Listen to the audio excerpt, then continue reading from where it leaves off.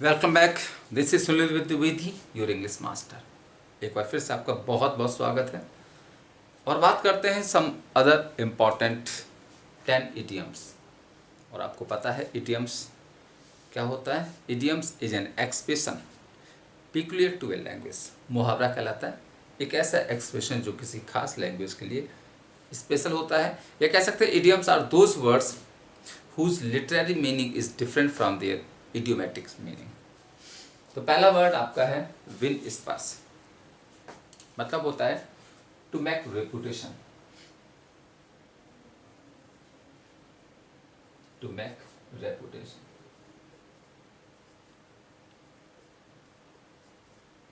Reputation कमाना, शान शौकत कमाना कहलाता है विन स्पर्श। बनाया कैसे गया? स्पर्श का मतलब होता है इनकरेजमेंट। अगर आप किसी से इनकरेजमेंट पाने लगते हैं इसका मतलब आपका रेपुटेशन बढ़ रहा होता है। जैसे यूज कैसे करेंगे? After getting a government job my friend mister Verma has won स्पर्श। मतलब has made reputation in the society. समाज में एक रेपुटेशन कमाया है, प्रतिस्पर्धा कमाया। नेक्स्ट वर्ड आपका है विद ओपन आर्म्स। मतलब होता है with warm welcome. With open arms का मतलब होता है विथ वार्म वेलकम। मतलब बहुत ज्यादा स्वागत होना। जैसे when you succeed in the exam you will be received by your parents with open arms। जब आप परीक्षा पास कर लेंगे तो आप अपने पेरेंट्स के द्वारा ओपन आर्म्स रिसीव किए जाएंगे, खुले बाहों से, यानी कि आपको वार्म वेलकम मिलेगा। नेक्स्ट वर्ड आपका है प्ले फास्ट एंड लूज। मतलब होता है to say one thing and do another. मतलब होता है टू से वन थिंग, कहना कुछ करना कुछ। मतलब होता है to play fast and loose. अब इसको देखिए लर्न कैसे करेंगे। जैसे कुछ कहानी बना लो कि कुछ ऐसे प्लेयर्स होते हैं, कुछ ऐसे बैट्समैन होते हैं जो बहुत फास्ट खेलते हैं लेकिन अंत में मैच हार जाते हैं। तो यानी कि उनकी बैटिंग कहती है कि वो जीतेंगे लेकिन रिजल्ट कुछ और होता है। इसका मतलब होता है to say one thing and do another. आप कह सकते हैं there are many crooked people in our society who play fast and loose. जो कहते कुछ है करते कुछ है। अगला है टेक टू टास्क। मतलब होता है टू रिब्यूक। रिब्यूक होता है डांटना। जैसे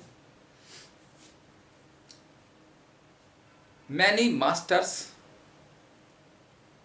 take to task their servants when they commit a petty fault. बहुत से ऐसे मालिक हैं जो अपने नौकरों को डांटते हैं जब वो जरा सा भी छोटा सा गलती करते हैं। या हम कह सकते हैं we should not take to task to a poor servants for their small और पेटी फॉल्ट। अगला word turn a deaf ear. मतलब होता है टू डिसरिगार्ड और डिसओबे। डिसरिगार्ड और डिसओबे का मतलब होता है किसी की बात पर ध्यान न देना, किसी का सम्मान न करना। Turn a deaf year. अब इसका देखिए इडियोमेटिक मीनिंग कुछ और हो रहा है लेकिन लिटरेरी मीनिंग क्या था कि टर्न अ डीफ ईयर यानी अपने ईयर को डीफ बना लेना, बहरा बना लेना, यानी किसी की बात को न सुनना। जैसे देखा होगा बहुत से बच्चे ऐसे होते हैं कि अगर उनके ग्रांड पेरेंट्स उनसे कुछ कहते हैं, बेटा इधर आओ, बुलाते हैं, लेकिन वो उनकी बात को अनसुना करते हुए आगे बढ़ जाते हैं, तो वो होता है कि such grandchildren turn their deaf ear, वो क्या करते हैं, फॉर देयर ग्रांड पेरेंट्स, अपने ग्रांड पेरेंट्स के लिए अपने ईयर को डीफ कर सकते हैं। या हम कह सकते हैं we should not turn a deaf ear to our elders, हमें अपने एल्डर्स के लिए अपना ईयर डीफ नहीं करना है, डिसओबे नहीं करना है। अगला वर्ड होल वाटर, मतलब होता है स्टैंड स्क्रूटनी। स्टैंड स्क्रूटनी का मतलब होता है, स्क्रूटनी होता है एग्जामिनेशन, किसी भी जांच के लिए मजबूती से खड़ा रहना, मतलब होता है hold water. We should hold water if we are not guilty, अगर हम दोषी नहीं है तो हमें हमेशा होल्ड वाटर करना चाहिए, stand for scrutiny. Next word आपका है बाय हुक और बाय क्रुक, मतलब होता है बाय फेयर मीन्स और फाउल, यानी किसी भी तरीके से, चाहे वो अच्छा तरीका हो चाहे वो गंदा तरीका होता, वो कहलाता है बाई हुक और बाई क्रुक। तो हुक माने फेयर और क्रुक माने अनफेयर। कह सकते हैं in our India during election it has become a fashion that most of the politicians want to win the election by hook or by crook। बहुत से राजनेता हैं जो किसी भी तरीके से अपनी सीट को जीतना चाहते हैं। अगला word all intents and purposes, मतलब होता है प्रैक्टिकली या virtually,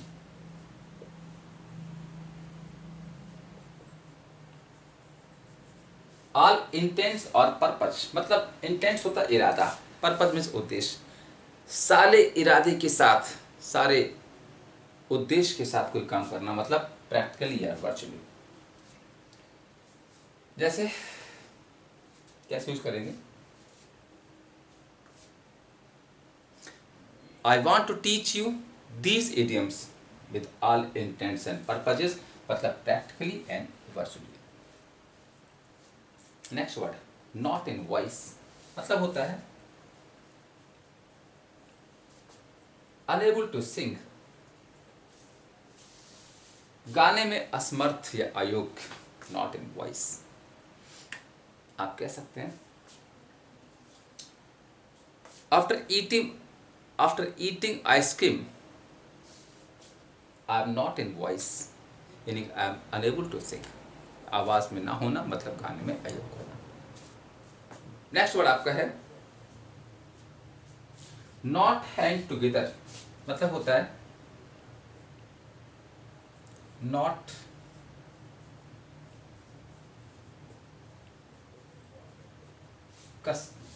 consistent, not consistent with each other.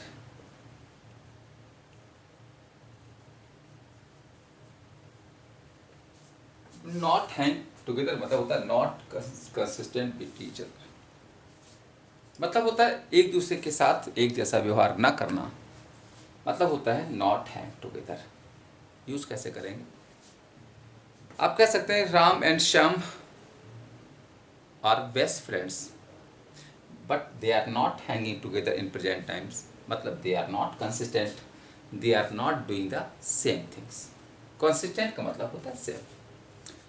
तो आइए बच्चों फिर से एक बार रिवीजन कर लेते हैं कैसे लर्न करेंगे।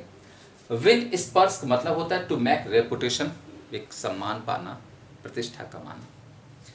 विद ओपन आर्म्स, खुली बाहों से, मतलब होता है विद वार्म वेलकम, गर्मजोशी के साथ। प्ले फास्ट एंड लूज मतलब होता है टू से वन थिंग, कुछ कहना और कुछ करना। To say one thing and do another. Take to task मतलब रिब्यूक, डांटना। Turn a deaf ear means disregard या डिसओबे, किसी की बेइज्जती करना या सम्मान ना करना। होल्ड वाटर स्टैंड स्क्रूटनी, किसी भी जांच के लिए मजबूती से खड़ा रहना। बाय हुक और बाय क्रुक मतलब होता है बाय फेयर मीन्स और फाउल, किसी भी तरीके से, उचित और अनुचित। ऑल इंटेंट्स एंड पर्पजेस मतलब प्रैक्टिकली, व्यवहारिक रूप से या virtually. Not in voice unable to sing, गाने में अयोग्य होना। और नॉट हैंग टुगेदर मीन्स होता है not consistent with each other, एक जैसा व्यवहार ना करना। तो दोस्तों ये थे आज के इम्पॉर्टेंट इडियम्स।